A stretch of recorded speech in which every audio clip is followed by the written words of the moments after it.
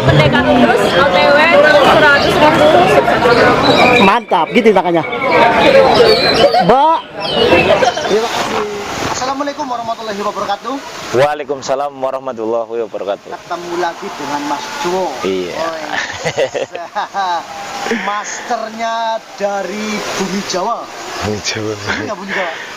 Bojong. Oh, Bojong. Bojong. Bojong. Bojong. Iya, Bu Bojong. Dari Bojong, teman-teman ternyata saya tahunya dari Bumi Jawa. Mas Duo, bisa diceritakan pengalaman Mas Duo itu mencetak betina konser, tapi mulai dari nol loh. Iya. Jangan yang udah jadi. Udah jadi. Biar teman-teman itu apa ya, terinspirasi dengan ceritanya Mas Duo. Oke Mas Duo. Oke. Kalau pengalaman saya pribadi, ya, mencetak sih bukan sebenarnya, mencetak bukan, cuman kita proses. Ya, proses. Kalau kita memang proses. Kalau saya pribadi proses betina itu satu, itu saya cari materi kan, materi entah itu yang durasi, tapi dapat di jedanya waktu bahannya kan gitu. Kita ya maksudnya cari-carilah, kita ngombyok atau lihat-lihat orang, nih kok burung udah enak kan gitu. Tapi belum masih dengan faktor, masih faktornya itu masih kuat kan gitu. Satu, keduanya saya cari itu yang gak nyardot, nggak nyardot. Kita real pakai yang faktor. Iya, bener-bener faktor.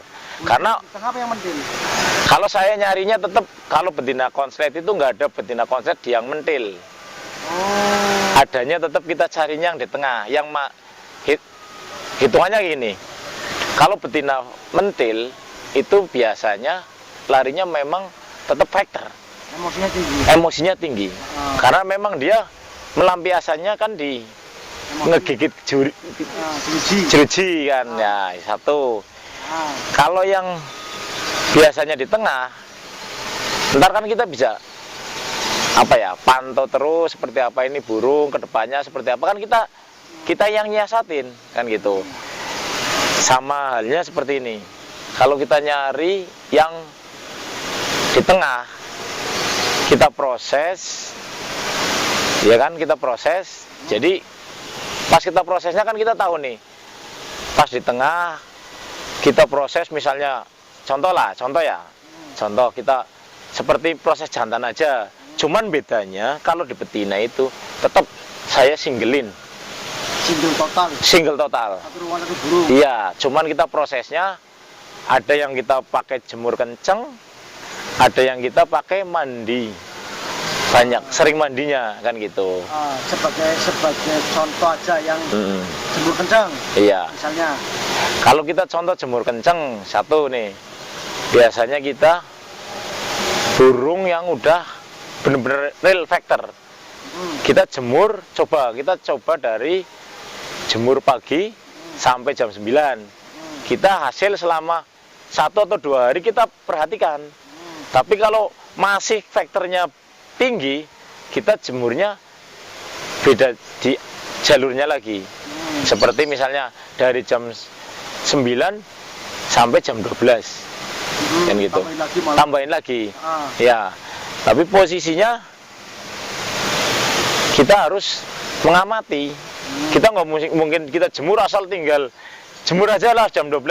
Kan kita nggak tahu burung itu tingkat apa ya, panasnya seperti apa. Kadang kan burung panas kita paksain. Nah itu sebenarnya larinya bisa jadi kenyardot ntar. Dan lama-kelamaan sardot. Sardot pasti. Jadi buat tolak ukurnya itu ketika dijemur dia mau gacurnya itu di mana? Ya. Di menit berapa kan gitu. Berapa dalam waktu apa jemuran itu, atau apakah 30 menit, apa 1 jam atau 1 jam setengah? Iya. Gitu. Kita harus ingat-ingat ketika ada yang kata, oh Om Duo kepantau nih 30 menit ke depan itu burung mulai gacor nih. Apakah burung itu biarin aja apa diambil aja gitu? Kalau saya aja, kalau burung udah gacor, kita gacor kan biasanya nunggu 5 menit, 10 menit, 15 menit. Kalau dia masih gacor, ya kita mending udahin dulu. udahin, karena posisinya kan kita udah tahu titik gacornya dia kan gitu. Terus ketika udah gacor, diambil ke dalam rumah lagi atau gimana? Kita tetap kalau udah gacor kita ambil, kita angin-anginin dulu kan karena habis jemur. Kita nggak usah masukin, cuman tetap kita pedal dulu, langsung baru kita masukin. Karena posisinya memang harus di saya pribadi ya, harus single total. Single total. Jadi ketika udah kepantau katakanlah 30 menit ke depan burung udah bunyi, baru diangin-anginkan. Angin-anginkan. Burung itu dimandikan apa biar mandi sendiri? Kalau mandi tetap mandi sendiri. Burung habis dijemur, kebanyakan kalau kita misalnya kasih cepuk yang besar, itu 70% pasti mandinya. Ada gitu. juga yang ketika dijemur dia mau mandi juga ada. Iya ada. Jadi syaratnya biar mandi sendiri apa disemprot sih? Kalau saya untuk di betina itu mencetak ya, bukan mencetak ya. Memproses betina konslet itu tetap mandi sendiri. Karena burung yang mandi sendiri tingkat kestabilannya untuk birahinya dia yang ngatur sendiri, bukan kita kan gitu. Untuk gini Mas, untuk pakannya Mas yang bagus itu gimana? Kalau pakan saya pribadi, betina ya kalau masih proses sama seperti jantan. Kita pakan kenceng, ya misal contoh nih saya kasih apa ya, kasih gambaran contoh. Kita pakai kenari set, kita pakai millet. Cuman gini, kalau kita proses benar-benar konsisten. Satu, misalnya millet itu kita cuci, kita buang yang kopong, yang kosong ya, yang kosong. Sama dengan kenari set. Ntar kita jemur lagi, kita kasih pakan. Kalau memang udah kering kita buat pakan itu setiap harinya seperti itu. Kalau disangrai gimana Mas?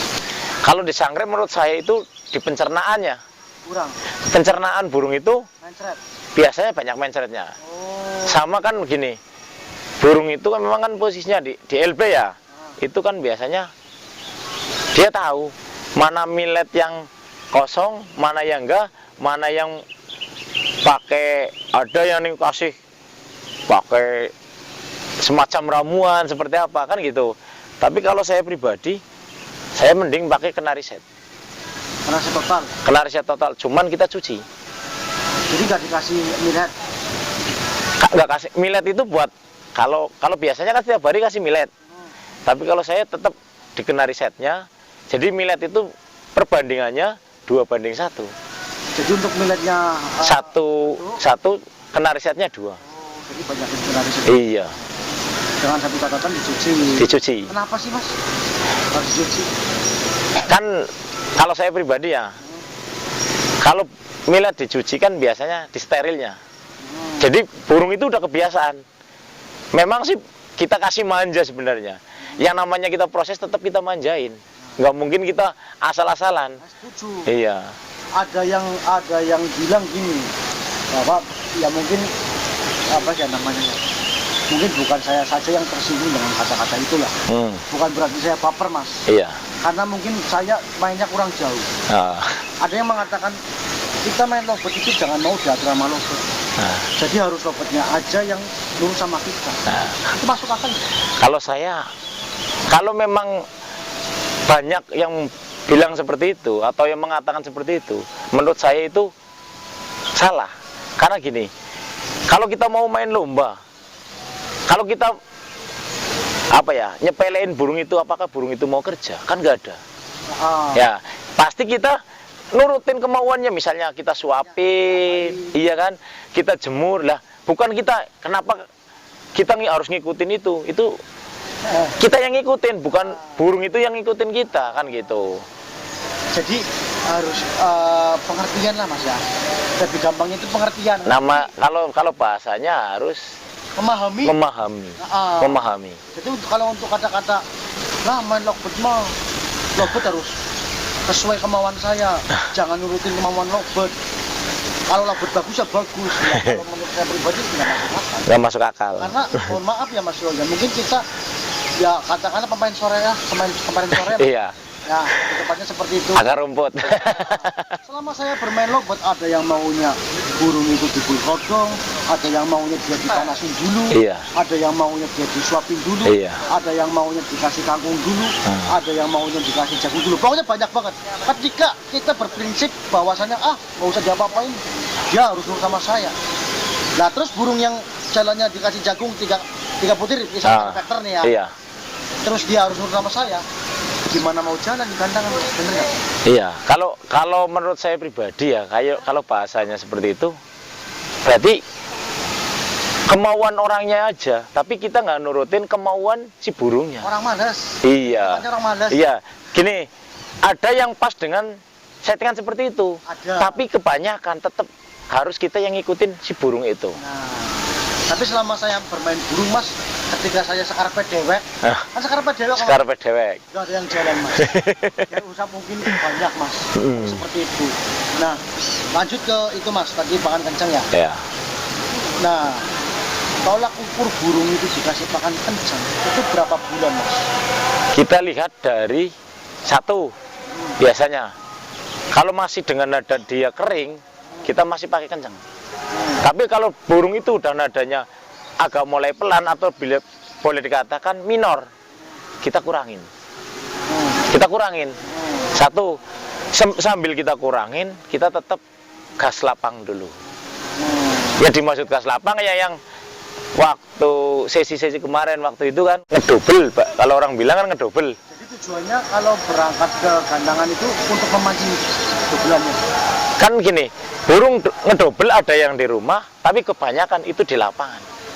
Karena tingkat emosi sama birainya dia udah tersalurkan. Bukan tersaluran karena dia udah pasangan, dia pasti masih berantem. Kan gitu. Jadi dobelan itu kebanyakan keluar di gandangan. Di gandangan. Kalau di rumah stres nanti burung biasa terjadi turun ke bawah. Nah, malesnya datang. Nah, sifat kenakalannya pasti keluar. Sedikit uji. Iya. Kalau yang ada nanti birainya naik mas. Naik. Bener sekali saya juga sempat dapat seperti pengunjung datang mas, saya pernah sampai 5 tahun, 2 tahun pun kalau nggak dibawa gandangan burung kayaknya kurang ngopi kalau menurut saya sih. Males. Iya. Sama gini. Sama halnya seperti ini. Kita ya contoh lah kan. Kita udah kita latihan fisik nih, mau main pesannya kan nggak ada. Yang adanya kita malas, kapan ini kayak saya. Berarti kapan nih bahasanya saya keluarin keahlian saya. Mas Dewa, terima kasihlah karena sudah mengisi konten Komunius. Terima kasih. Sama-sama. Sharing-sharingnya. Wassalamualaikum warahmatullahi wabarakatuh. Waalaikumsalam warahmatullahi. Selalu Mas Dewa Embun SM. Wah nih. Mantap. Nih.